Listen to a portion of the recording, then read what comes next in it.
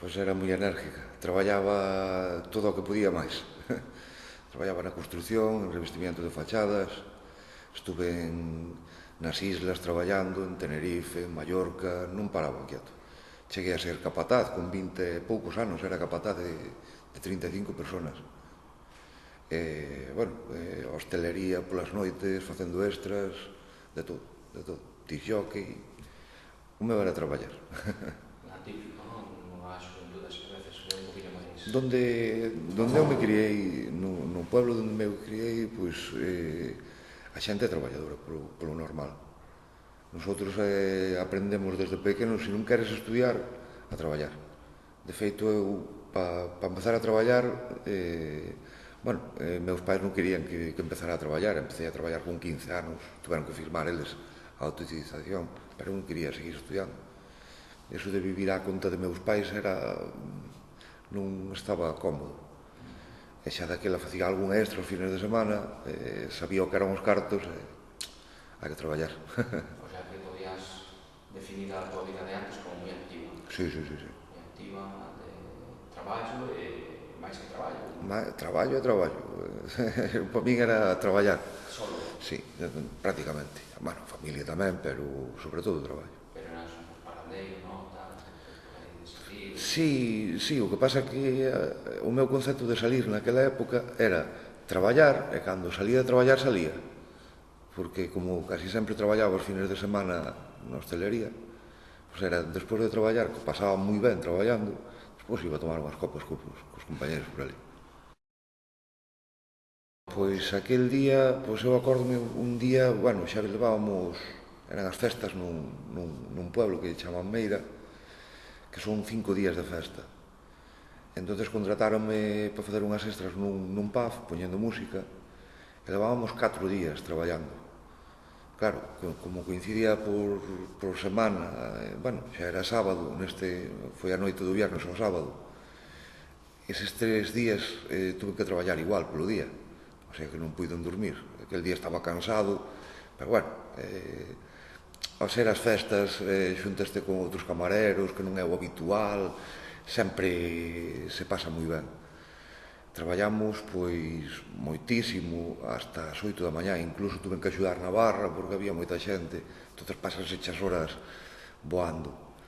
Acabamos pola mañá, recollemos todo, limpiamos todo para a noite, fomos desayunar algo, e cando iba de camiño para a casa, pois, quedeime dormido. E xa non me acordo máis nada. O único que me acordo é a reta, eso sí, a reta onde iba, eso acórdome, pero non me acordo máis. Foi a última... A imagen que teño, ir conducindo nunha reta. E cando despertei non me explicaba que facía deitado porque eu vía a reta. Eu estaba na reta aínda.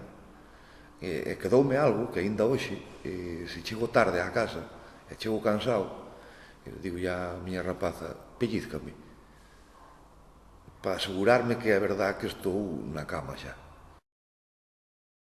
Pois no hospital estuve en 200 días. Por suerte ou por desgracia tocou unha unidade de queimados. Eso é gloria comparada con outras zonas dos hospitales. Moita mellor atención, por lo menos pola miña parte, polo que vivín eu. Sí, estás encerrado prácticamente todo o día, veñente ver unha hora ao día teus pais ou a familia. Ese é o que máis duro se fai. Pero o que me dicías de ir despertando e todo eso, eu penso que tamén con todo o que me daban das drogas logo que me daban para que non tuvera dolor, foi algo fantasioso. Cando me empezaron a despertar, cando asociaba cousas non sei, a cousas raras, porque, por exemplo, cando tiña moita calor, eu ainda non abría os ollos nin nada, eu acórdome que lle comentaba a meus pais que se deitara comigo un oso. Había un oso que me daba muchísima calor, eu non podía salir dali. Por exemplo, o que che poñen no dedo para as constantes vitales e todo eso, eu, para min, nas miñas fantasías, era un aparato que me daba ali e cambiábame de sitio. Sí, tanto me puñía encima dunha montaña e sentía o aire e todo, era algo... Era unha fantasía moi tal. E despois vas pouco a pouco, veñen teus pais, eu contáballes, ostras, pois, hoxe chegou aquí un chino, mandaron por un tobogán e xa vai na casa, está perfecto e tal. Meus pais dicen, este pequeno quedou normal. Sí, acórdome dun detalle, Dr. Barreiro esperou a que estuvera algo desperto para decirme que me iban a amputar bueno, a min díxome que me iban a amputar os dedos, as dedas dun pé. Pero, claro, na operación, porque a noite anterior perdera moita sangre, gracias a Dios había cero negativo suficiente, perdí muchísima sangre, e ao día seguinte o Dr. Barreiro díxome que me iba a amputar pois, un trozo de pé. Pois imagínate a imagen que tiña de como estaba eu, que eu dixenlle, corto o que seña, pero rápido que teño que ir traballar. A mí me máis letras e eu teño que andar. O sea que moi consciente non era de como estaba. Non me sentía eu, ao contrario, eu dicía, ostras, que fago aquí, veña, rápido, faced das curas o que seña que me teño que ir. Aí sí que collín algo regular. Mira que estaba animado e tal, e cando me dixeron que tuveran que amputar a perna e tal, tamén un pouco ves a teus pais que están, cando te veñen ver, eles saben perfectamente o estado, saben como estás, saben todo. Entonces cando che dicen, oi, pois tuveron que amputar un trozo de perna, pénsalo, dices, hostia, xa estou jodido, isto xa é moi grave. Unha cousa é estar deitado aquí que me teñen que facer curas nun mes, dous, estás na casa, e outra cousa é, hostia, que xa che falta unha perna, quieto, o andamos xa non podes subir. Xa me cambiaba a circunstancia na que estaba. Tomei así algo mal, pero estuve 2 ou 3 días e xa outra vez hai que salir daqui. Xa se poñerá unha perna, unha prótesis o que seña, pero hai que andar. Mentres que estuveche aquí estás protegido, estás ben, este é a túa casa, pero ten cuidado ca xente cando sallas. A xente suele ser mala, sobre todo con xente que xa non é igual co resto da xente. Entonces, claro, eu cando salín, as primeiras veces que me levaban pois, a un bar, ver os amigos ou tal, fijábame bastante, pois, sobre todo nas maus. Gracias a Dios, a cara quedoume bastante ben, pero nas maus, que a xente me miraba para as maus, como que se botaban un pouco para atrás, pero tamén é moito a importancia que lle damos nós. Pouco a pouco vas acostumbrando e restándolle importancia, é dicir, joder, son así, é o que hai. Des persoas que están moito peor que a ti. Eu penso que canto máis importancia lle das, máis te vai mirar a xente. Se tú estás pensando, teño un lunar aquí, vas ver que todo o mundo che mira para o lunar, pero se tú non sabes nin que o tes, a xente non te vai mirar tampouco. Eu penso que é así. Xa pasou, gracias a Dios, conocín a unha persona e animoume fun á playa, á piscina, sin problema ningún. Antes non o facía. Non o facía, pero por non molestar aos demais. Non por eu sentirme mal, non, por non molestar. Evito o trago de... Eu penso que a xente vive na fantasía que queren vivir. Entón, con tapar os brazos estaba ao outro lado. Pero claro, descubrí un pouco tamén a importancia que lle des e tal. E agora poño manga corta e xa te digo, a playa, a piscina, e ao que non lle gusto que non mire. Os primeiros anos despois do accidente, bueno, tiña que ir á rehabilitación e tal, pero xa empecé a pasar moitas horas no bar, salindo de juerga cos amigos, pois un pouco no mundo da noite, alcohol, desfases varios que, bueno, en parte, pois incluso eu penso que me axudaron un pouco a romper eso do medo da xente, de todo eso, de que te miren, de que non te miren, perdes a vergonza. Xa me era igual que me viran sin prótesis que con ela, que o estado non era moi bon, era bastante lamentable. E pese a meus pais sei que non lles gustaba a vida que estaba levando, ao contrario, dicíame, oye, hai que cuidarse, non fumas, non bebas, cuídate. Sei que non lles gustaba nada, pero, bueno, un pouco tamén me deixaron, bueno, pois xa aprenderá, é un tipo listo, xa sabrá como parar, porque tampouco me viron desfasado de todo, senón tamén me darían o toque. Pero creo que si me reteñen, se me teñen como nunha burbuja, non chegaría a onde estou agora, nin así, vamos. Cambiei porque non quería ser así. Non quería ser así bueno, vin unha salida tamén no deporte, no automobilismo. Empecé con un compañeiro que me deixou ir de copiloto con el. Pensaba que non podría, pero, bueno, sentía bastante ben para poder ir. Empecé de copiloto, despois, ostras, pois vou intentar conducir eu. Voume informar a ver se hai adaptacións ou como podo facer.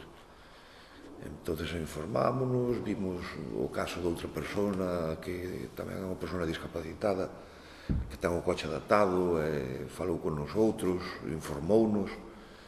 Ostras, pois vamos probar, pois venga. No meu caso, claro, non podo entrenarme todos os días, non podo estar activo todos os días, pero se non preparo unhas cousas de ter que moverme logo, porque, por desgracia, non podo poñer a prótese sempre, ou non podo andar sempre, bueno, pois fago cousas na casa, vou mirando por internet, os tramos, organizando, nada que forces, xa rebenta a piel. Se rebenta a piel, non podes poñer a prótese. Entón xa está jodido. Perna dereita, pois teño unha úlcera crónica, gracias a Dios, que agora só teño unha porque a cuido, antes tiña máis, falta de mobilidade no tobillo, bueno, tamén queimado. Esa é a que está bien. Sí, sí, a que está inteira. Despois teño falta de mobilidade nesta mão, non teño forza suficiente, si vou en muletas, que era unha das opcións, pois non podes poñer a prótesis, vas en muletas. Nada que ande, ábrese a mão e vou para baixo. Non ten forza tampouco. Perdí un 50% de visión deste ollo, os movimientos de ombros tampouco é exagerado, un pouco de todo.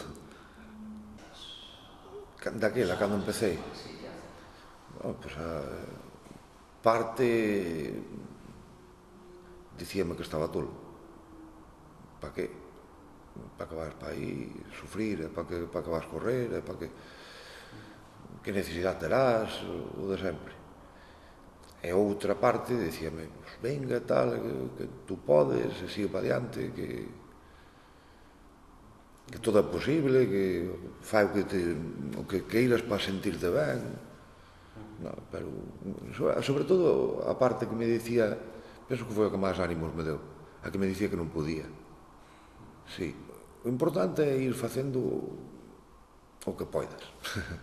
No meu caso, eu vou a unha carreira.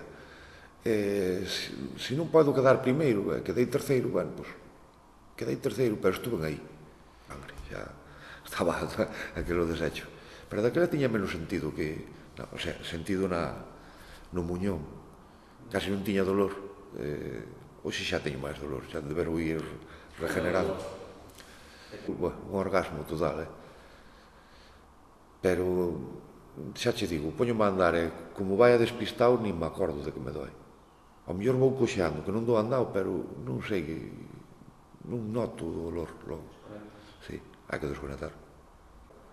Para que teñan oportunidades, hoxe en día hai 100.000 academias que che dan cursos de conducción deportiva e todo, pero, claro, cando lles falas de un coche adaptado, non, nosotros non temos deso, non temos da... Pues nosotros metemos na cabeza organizalo, levamos varios anos xa facendo, cando non é iso aos rallies, senón, pois, falo cas organizacións dos rallies, oye, por que non buscamos unha zona para que a xente poida ir? Non teño tempo a pensar no dolor. Tomas moita medicación? Ninguna. Aos 2 días de chegar á casa, parei de tomar todo. Pois mira, o accidente foi o 17 de agosto de 2002, salindo do hospital o 2003 o 28 de febreiro, me parece.